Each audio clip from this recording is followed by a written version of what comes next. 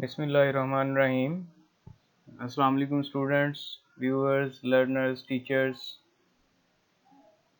आज जो हम टॉपिक डिस्कस करने जा रहे हैं वो है म्यूलिकन्स स्केल ऑफ इलेक्ट्रोनेगेटिविटी।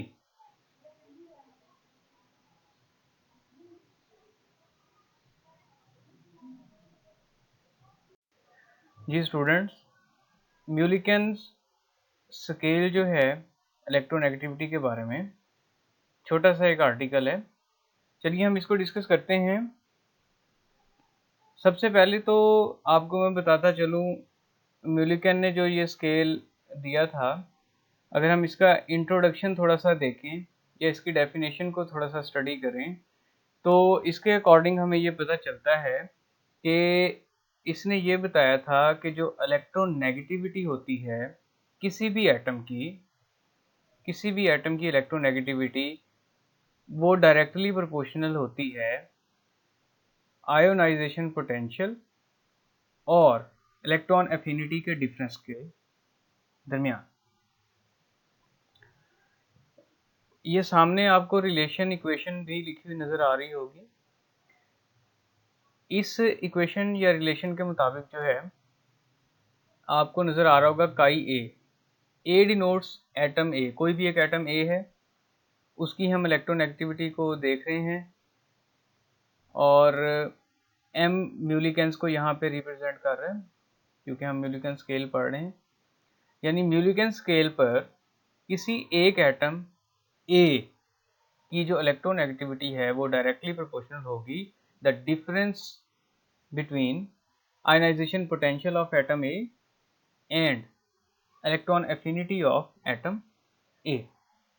आपको पता है ये साइन ऑफ प्रोपोर्शनैलिटी है। जब हम इसे एलिमिनेट करेंगे, ये सेकंड रिलेशन में देखें, अब ये इक्वेशन जो सेकंड नंबर पे लिखी हुई है, अब यहाँ पे इक्वालिटी का साइन जो है वो आ गया है। प्रोपोर्शनैलिटी को साइन को हटाने के बाद आपको पता है कि इक्वालिटी का साइन आता है और एक कांस्टेंट आता है। अब ये जो इक्वालिटी का साइन है ये तो आ गया और जो कांस्टेंट है वो 1/5.6 लिया गया है। ये मिलिकन स्केल पर जो है ये उसने अपना एक कांस्टेंट लिया था। हम इसको एज सच याद रखेंगे, बाकी रकम आपके पास, बाकी जो वैल्यू है वो वैसे ही है। अब हम स्टडी कर लेते हैं। ये जो ऊपर हमने रिलेशन ड्राइव किया है इसमें क्या क्या चीज़ें जो हैं वो हैं उनको हम ब्रीफली डिस्कस कर लेते हैं। काई ए एम, ये हमारे पास क्या है, electronegativity of an atom A on Mulliken scale. 1/5 मैंने आपको पहले भी बताया प्रोपोर्शनैलिटी कांस्टेंट है, constant of proportionality which has been introduced as a scale adjustment factor so that electronegativity of the atom on Mulliken scale में approximate that on Pauling scale. यानी उसके साथ मिलता जुलता, उसको मिलाने के लिए हमने ये एक फिगर के साथ इसको कांस्टेंट को जो है ना 1/5.6 ले लिया।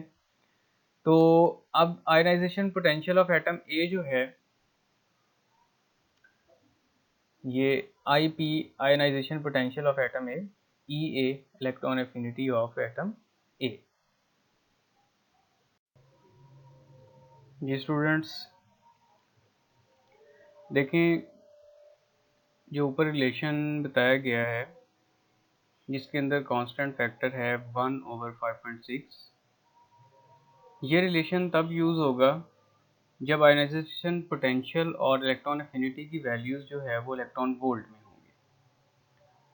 अगर ये वैल्यूज़ इलेक्ट्रॉन वोल्ट की बजाय किलो कैलोरी पर मोल में होंगी तो हम वो रिलेशन नहीं यूज़ करेंगे, बल्कि उसकी बजाय ये जो नीचे रिलेशन दिया गया ये हम यूज़ करेंगे।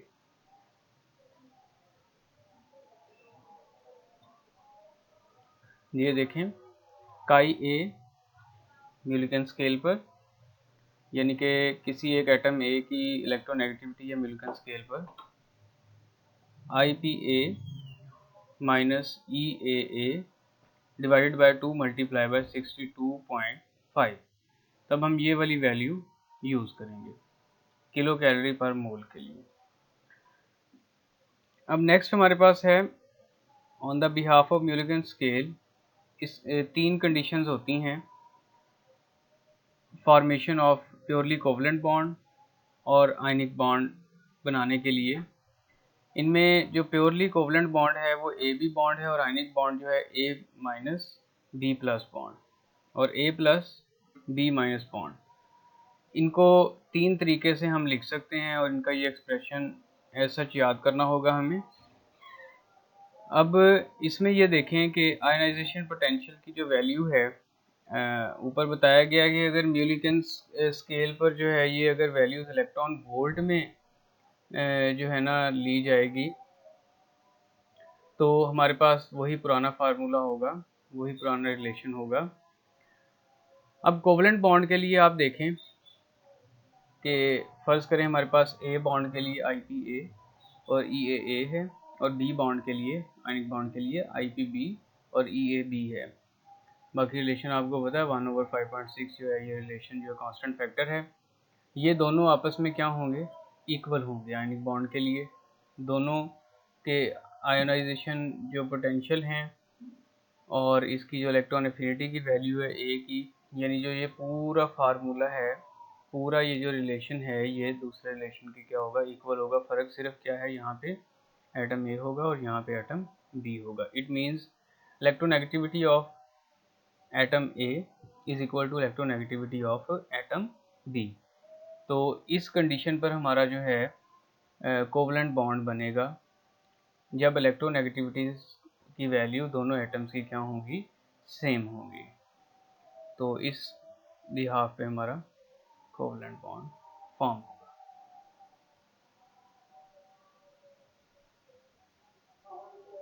ठीक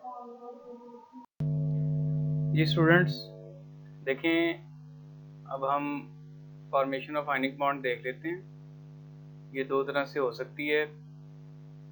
पहले अगर एटम ए को हम A9 ले लें और एटम बी को हम K9 ले लें तो रिलेशन वही है और साइन जो है इनके दरमियान, दोनों रिलेशंस के दरमियान एटम ए और बी के दरमियान ग्रेटर देन का आ जाएगा, यानी कि electronegativity of atom A will be greater than the electronegativity of atom B. इसी तरह अगर हम ये साइन उलट देंगे तो तीसरे स्टेप में आप देखें the formation of A plus B minus bond, तो इसमें क्या होगा कि हम जो है K9 पहले ले रहे हैं और A9 बाद में ले रहे हैं, तो जाहिर बात है यहाँ पे साइन भी उलट जाएगा, लेस देन का साइन आ जाएगा। रिलेशन आपको पहले से पता है ये 5.6 वाला जिसमें डिवाइड हो रहे दोनों तरफ, एक एटम ए के लिए और एक एटम बी के लिए, और ये जो electronegativity of atom A will be less than the electronegativity of atom B हो जाएगी। ये हमारे पास फाइनल रिलेशन हो जाएगा। ठीक,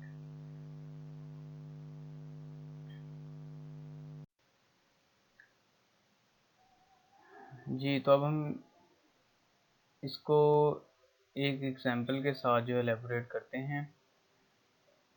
क्लोरीन एटम की हमने जो है ना इलेक्ट्रोनेगेटिविटी कैलकुलेट करनी है।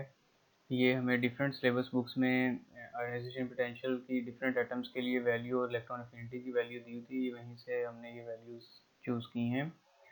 तो आप इसे ज़ुबानी भी याद रख लें।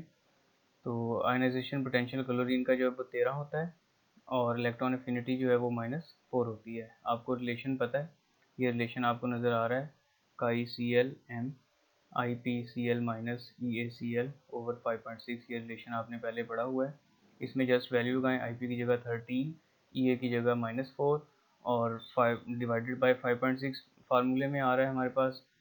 और इसको हम करें अब माइनस माइनस प्लस हो जाएगा और 13 और 4 प्लस हो जाएंगे डिवाइडेड बाय 5.6, और नेक्स्ट स्टेप में 13 और 4 17 डिवाइडेड बाय 5.6। अगर आप इसे डिवाइड कर लें तो हमारे पास जो है वो electronegativity of chlorine atom on Millikan scale जो है 3.03 आ जाएगी। जी स्टूडेंट्स, अगर आपको मेरा ये लेक्चर पसंद आया तो इसको शेयर करें, लाइक करें, कमेंट करें और मेरे चैनल को ज़रूर सब्सक्राइब करें और बेल आइकन भी ज़रूर प्रेस करें। Thank you very much.